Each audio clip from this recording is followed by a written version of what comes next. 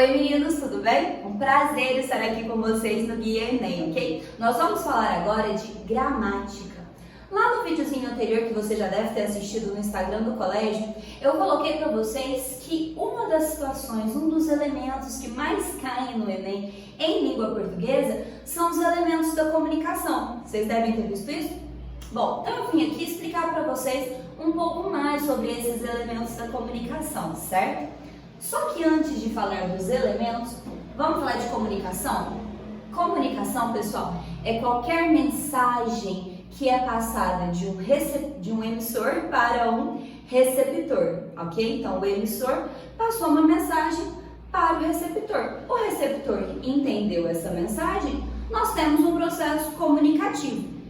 Esse processo comunicativo, pessoal, que nós vamos trabalhar aqui, ele pode ser tanto de linguagem verbal, que é aquela que utiliza palavras, quanto de linguagem não verbal, que é aquelas que não vão usar palavras, certo? Como assim elas não vão usar palavras, Thay? Dá para você fazer comunicação com alguém sem usar palavras? Dá. Quando vocês estão no colégio, não toca um sino mostrando que o término e início de uma outra aula, ou término e início de um intervalo, ou término de todas as aulas? Pois é, aquele sino, aquela sirene que tocando, mostra pra gente uma mensagem. É uma comunicação e não usa palavras. Para esse tipo nós vamos chamar de linguagem não verbal, ok? Porque ela não usa palavras. Tá, é só o som. Os gestos, ó. Isso aqui indica não, é uma comunicação, ok? Bom, só que para esse processo comunicativo ser passado plenamente do emissor para o receptor, nós precisamos de 6 elementos. E os 6 elementos devem estar presentes, certo? Da mesma forma, com a mesma intensidade, pelos dois interlocutores aqui, porque senão não vai dar certo. Quer ver? Quando vocês eram crianças, vocês já brincaram de telefone sem fio, não já? Todo mundo faz uma rodinha, o primeiro que sai cochichando, vai passando, né, aquele cochicho de um para o outro, até chegar no final. Quase sempre, para não falar sempre, a mensagem chega distorcida, não chega? Por quê? Quer dizer que nesse processo de comunicação entre esses interlocutores cochichando, algum desses 6 elementos aqui sofreu uma falha, foi boicotado de alguma forma. Seja a própria mensagem que não foi entendida, seja a língua que a pessoa falou, ok? Seja o canal que a pessoa usou, tudo bem? Então vamos lá, pessoal, vamos entender então agora esses 6 elementos comunicativos, ou 6 elementos da comunicação. O primeiro deles é o emissor. Qual que é o papel do emissor? Emitir a mensagem. O emissor é responsável pela fala, é a parte dele, ok? O emissor, ele vai passar para o receptor. Então, olha só, nós temos já aqui 2 elementos comunicativos, o emissor e o receptor.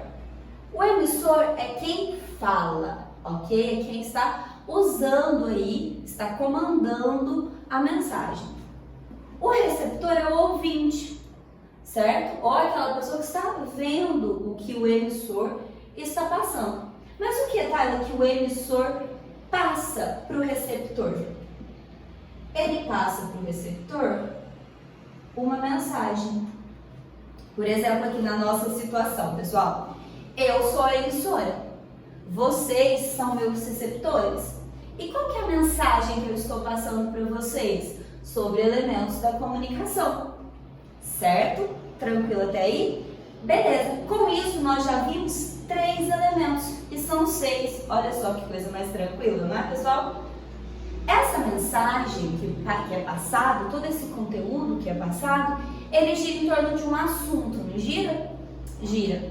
Esse assunto, pessoal, nós vamos chamar de referente.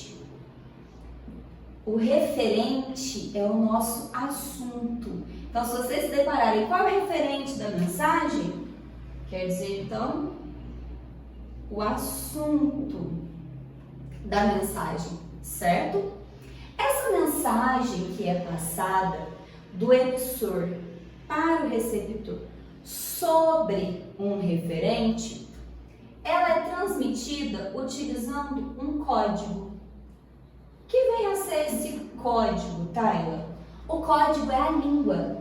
Qual língua que nós estamos usando aqui? A língua portuguesa. Não é? Nosso código não é a língua portuguesa? Então, código é a língua. Se eu estivesse fazendo aqui uma transmissão para vocês utilizando Libras, o meu código seria língua brasileira? Sim, só que a língua brasileira de sinais, certo? Se nós estivéssemos conversando por código Morse, o meu código seria o Morse. Se essa aula fosse em inglês, o código língua inglesa, ok? E esse código, né? Essa língua que o emissor usa para mandar uma mensagem sobre um referente para o receptor, ela é enviada de um para o outro por meio de um canal. O canal é o meio de comunicação que essa mensagem vai transitar. Por exemplo, agora, qual está sendo o nosso canal?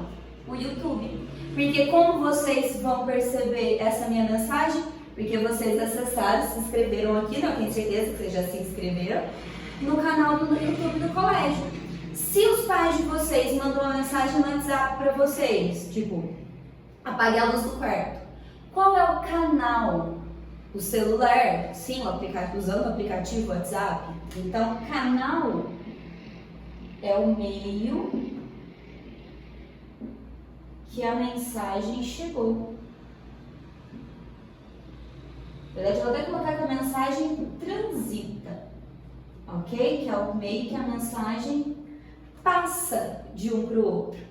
Pessoal, esses daqui são os nossos elementos da comunicação. Se um deles falhar, a comunicação não é estabelecida, certo? Lembrando que essa língua aqui, ó, se a gente está usando a língua portuguesa, ela pode ser a língua portuguesa padrão ou pode ser as variantes, certo? Pode usar as variações linguísticas aqui. Isso não é considerado erro, ok? É variação linguística, é uma forma, na verdade, que foge da norma padrão. Mas, se o processo de comunicação foi estabelecido, se esses 6 elementos aqui funcionaram, tá tranquilo, nós não encontramos erros. Então, agora que nós já entendemos os 6 elementos da comunicação, preciso contar para vocês aqui também um pouquinho sobre as funções da linguagem. O que eu vou falar para vocês? No processo comunicativo, os 6 elementos, eles sempre vão aparecer. Só que em alguns casos, os elementos eles aparecem de forma diferente. Como assim, Tayla? Às vezes, nesse processo de transmissão do emissor para o receptor, eu dou mais ênfase ao emissor, né, a mim mesmo. Eu dou mais ênfase ao referente, à mensagem.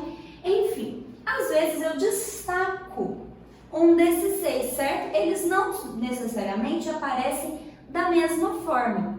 Como que isso acontece, Tayla? Assim, gente. Se no momento da minha comunicação de emissor para receptor, eu dou muita ênfase para mim, o emissor usa muito a primeira pessoa, certo? Eu, meu, minha, os verbos conjugados na primeira pessoa, certo? Quando isso acontece, nós vamos perceber que o emissor está tendo destaque.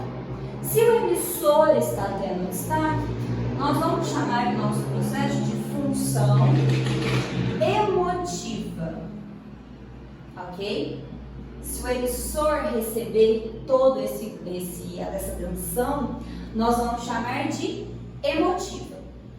Agora, se nesse processo comunicativo de emissor para receptor, eu der muita ênfase ao receptor, o que vai acontecer? Como que eu vou saber que a gente está dando ênfase ao receptor? Nas propagandas. Quando nós vamos ver anúncios publicitários, o objetivo não é convencer o receptor? O foco não é o receptor daquela mensagem? Sim. Como que eu vou saber então aqui que a gente está trabalhando com o receptor? Os verbos no imperativo. E como que chama a função que é voltada, que dá destaque ao receptor. Nós vamos chamar de função conativa. Conativa ou função apelativa, tá? Pode aparecer com os dois nomes. Então, se o emissor fala muito dele, função emotiva. Se o objetivo já é convencer o receptor, usando os verbos no modo imperativo, nós temos a função conativa. Agora, se o meu objetivo mesmo for só escrever uma mensagem bonita, uma música, colocar rimas ou mesmo fazer um desenho bonito, uma pintura bonita, se eu destacar a minha mensagem, certo? Qual é o nome dessa função que destaca a mensagem? Função poética, certo? Nós temos a função poética, que são textos bonitos, certo? Rimados, são imagens bonitas, certo? Elas não têm aí o objetivo de falar do emissor, certo? A gente não percebe esse uso maciço de primeira pessoa, não tem verbos no imperativo, é só um texto bonito, é só uma fala bonita, um desenho bonito, uma melodia bonita. Função poética, ok? Se, pessoal, o meu assunto já for um assunto totalmente impessoal, uma dissertação argumentativa, certo? Qual desses elementos que eu destaco numa dissertação argumentativa, que é um processo de comunicação? O referente, o assunto, não é? Então, no assunto, quando o referente é destacado, o que a gente percebe nele? É um texto impessoal. Por ser um texto impessoal, pessoal, como que vai chamar essa função? Função referencial, certo? Então, um texto jornalístico, certo? Que o objetivo é passar a informação, não é deixar a informação bonita. O jornalista não quer se vangloriar, não quer convencer o receptor a nada. Então, o objetivo é destacar o assunto. É a função referencial, certo? Agora aqui, pessoal, o código. Quando que o código é ressaltado? Vocês já assistiram algum filme em que as pessoas do filme estão assistindo um filme? Já? Vocês já leram um livro em que as personagens estavam lendo um livro? Isso, pessoal, é quando o código é destacado. Como assim, Tayla? Quando o código é destacado?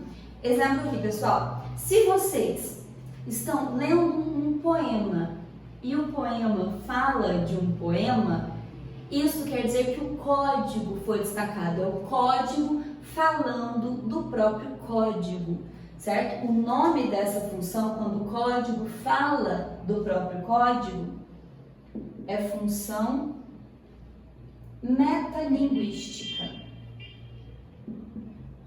Metalinguística, certo? Quando em uma música é citada uma música, tá? Ela existe música que cita música? Vixe, inúmeras. Tem uma que eu gosto bastante, até do Cazuza, que chama Codinome Beija-Flor. Ele fala assim, ó, eu protegi seu nome por amor. No Codinome Beija-Flor, a nossa música nunca mais tocou. Quando ele coloca a nossa música nunca mais tocou, ele usa a música Codinome Beija-Flor para falar de outra música. Tem também aquele samba, não deixa o samba morrer, não deixa o samba acabar, certo? Isso é função metalinguística, ok? E quando é o canal? Lembra que eu falei para vocês que o canal é o meio de comunicação? Então é o YouTube, é o celular e tal. O canal aqui, ele é destacado quando as pessoas estão testando esse canal. Como assim, cara, quando as pessoas estão testando o canal? Sabe quando a gente vai fazer uma ligação e aí você não consegue, você não sabe se a pessoa está do seu lado, se a pessoa está ouvindo você, liga, alô, oi, você está me ouvindo? Oi, você está testando se aquele meio de comunicação ali está funcionando. Isso é dar ênfase para o canal. Ou outra situação, além dessa testagem de telefone, é o que a gente fala de conversa de elevador. Você entra no elevador com uma pessoa, tá aquele silêncio. Aí vocês precisam quebrar o silêncio, né? E tem aquela necessidade. E esfriou, né? Fala, esfriou. Nossa, eu gosto de frio. Mas eu não. Só para não deixar aquele silêncio, isso é testar o canal. Aí você vai falar assim, tá, mas se eles estão ali um do lado do outro no elevador, qual canal? A fala? A fala está sendo o canal deles. Então, para testar o canal, nós temos essas situações. Ou você está aqui, oi, alô, você está me ouvindo, vocês estão me escutando, vocês estão presentes, certo? Ou então, para não deixar aquele silêncio, certo? No lugar. Tá ali, como que chama então a função de linguagem quando o canal é destacado? Nós vamos chamar de função fática. A função fática é a função responsável aí, então, por dar ênfase ao canal. Eu falo assim, tá, pode aparecer mais de uma função no meu texto?